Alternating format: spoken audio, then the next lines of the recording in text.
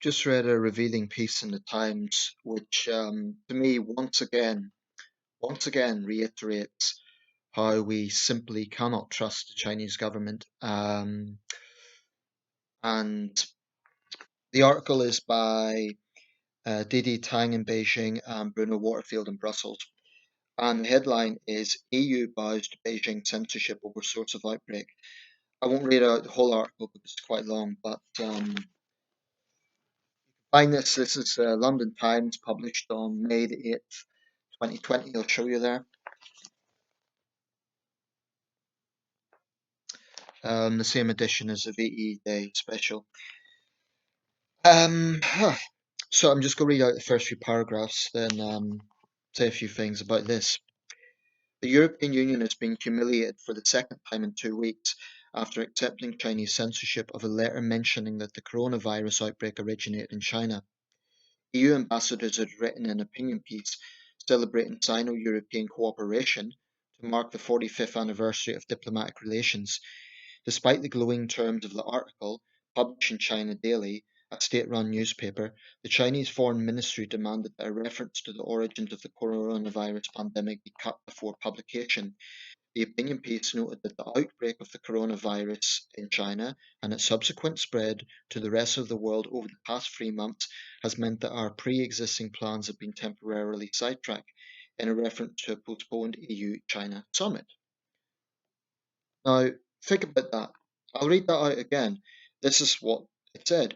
The outbreak of the coronavirus in China and its subsequent spread to the rest of the world over the past 3 months has meant that our pre existing plans have been temporarily sidetracked, in a reference to a postponed EU China summit. Now, that's not even blaming the Chinese government. It's just a demonstration of the sheer paranoia and jingoism that they would lash out at that. It's not even blaming the Chinese government. The Chinese Foreign Ministry refused publication unless the words were deleted, and with considerable reluctance, the EU's diplomatic service, the European External Action Service, agreed to ensure that publication went ahead, to the dismay of some governments. And it has to be pointed out for those Brexiteers who said, oh, this shows how the EU is X, Y, and Z. Many people within the EU were angry at the censorship. Um, And I continue, it is regrettable that part of the sentence about the spread of the virus has been edited, Nicholas Chapius, the EU's ambassador to Beijing, said. He declined to comment on why China had asked for the words to be removed. And there's other statements. This is from Norbert Rotkin, a senior Christian Democrat and head of the German Parliament Foreign Affairs Committee, expresses shock at the glowing tone of the article, which was, of course, all sanitized to make China look good. And acceptance of censorship, and said the EEAS, had to stand up for European political values. I am shocked not once but twice, he said. First, the EU ambassadors generously adopt Chinese narratives, and then on top of that, the EU representation accepts Chinese censorship of the joint op-ed. How these ambassadors should have responded, instead of reluctantly declining, should have simply refused to write the article. There's no obligation to do so. They should have simply said to China Daily, okay, well, you're going to censor this. Sorry, you're not having the article. That's the sort of assertive measures that need to be done. Instead, they chose to bow to Beijing's pressure.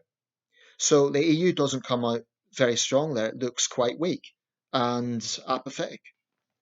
I think there's anger within the EU, but it's just a reminder of how the Chinese regime behaves.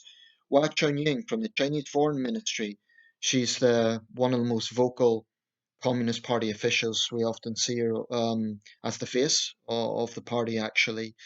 I basically consider her the Joseph Goebbels of Xi Jinping administration.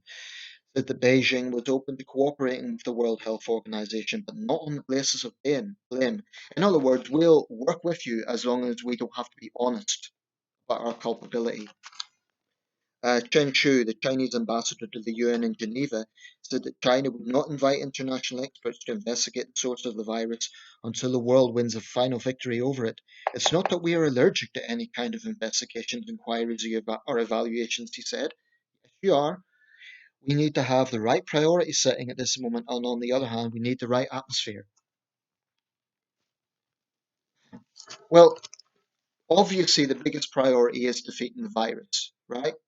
That's true. But by right atmosphere, they basically mean an atmosphere which kowtows to Beijing. That's the sheer arrogance of this administration, of this regime. They think that cooperation means Western countries just bowing to their demands. This is going to go against my monetization, but I'm going to say it anyway. The CCP can go to hell. How dare they? How dare they make demands like that? And to those people who are saying, oh, well, let's not blame China, let's work together. Yeah, that sounds great on the surface, but how can we work together with a government that is not open?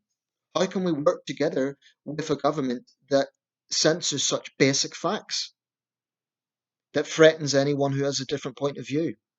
That's the true cowardly nature of the Chinese regime. And this needs to be a wake up call for the EU. Not long ago, German diplomatic staff said that they were actually coerced and pressurized to say glowing things about China's response. This is the so called soft power that Beijing employs, trying to subtly threaten countries. They'll threaten trade cutoffs, they'll threaten not to cooperate, and yet simultaneously say, oh, countries should work together. So, my challenge to the Chinese side, you want to work together? Then show some honesty. Stop censoring things. Show some responsibility. Accept and admit that this began in China. At the very least, it's just pathetic how it's pathetic that so many on the West still give into this mentality because they think, these EU ambassadors, maybe I shouldn't be too critical of them because, they are serving in their they're in Beijing. They probably have to toe a careful line. But I still think they were very naive to think that if they were going to, I've got copies of the China Daily. It's a pure propaganda piece. I'll show you, in fact. Um, if I could find it. Yeah, let's see here. This is quite significant, actually.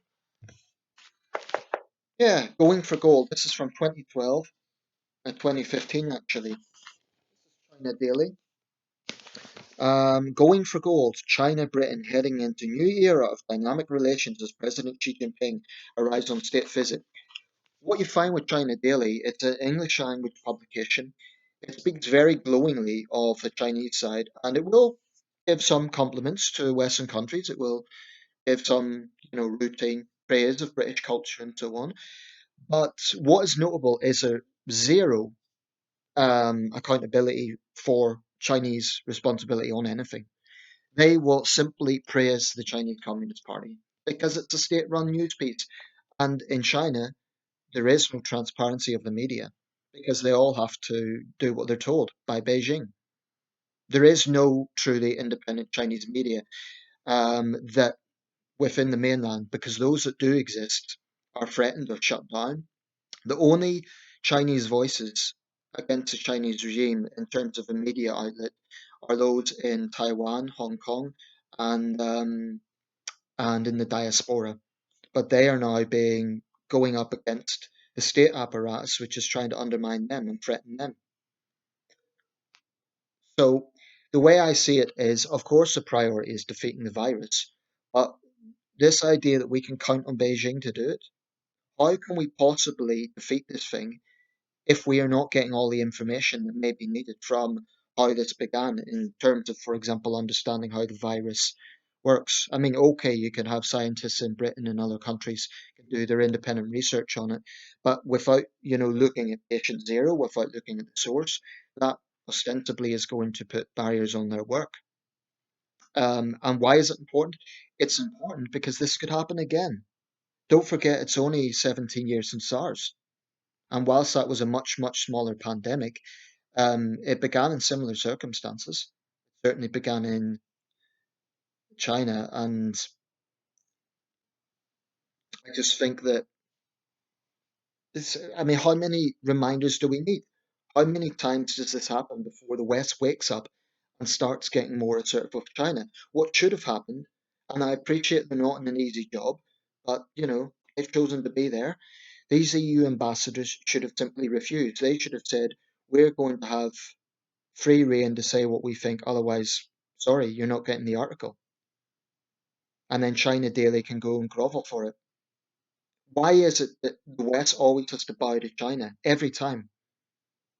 I think it's an indication of how confident and powerful China has become, but it's also an indication of Western apathy because of the ridiculous notion we still believe that they can be trusted.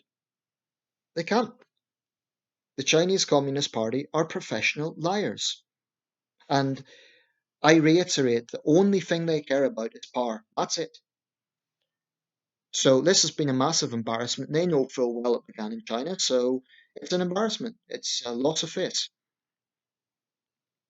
And it's not xenophobic to point that out. And to those Chinese nationals who are getting defensive and saying, oh, don't blame our country, I say, look at what your government has done from the start of this. Look at the fact that they threatened your doctors. Look at the fact they have threatened Chinese citizens who tried to speak out, Wuhan citizens.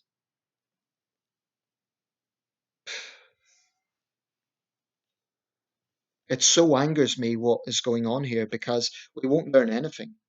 And of course, the priority, I still say the priority should be defeating the virus. And there's a lot of legitimate criticism to be made of lots of governments. I'm not going to say, for example, my government has been blameless in terms of its response to this. I think the lockdown should have happened earlier.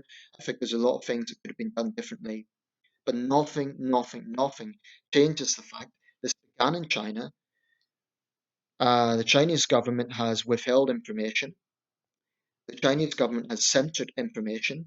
The Chinese government has threatened anyone that has asked for accountability.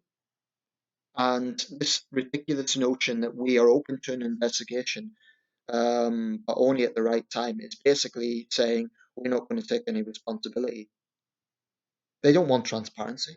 They just want a situation where the world kowtows to their demands. And the world needs to say, no, we're not going to do that. Every time other countries cave into China, it emboldens this arrogant regime. And this has to end. It's not about muscle flexing on our side, it's about not being walked over. We just need to wake up.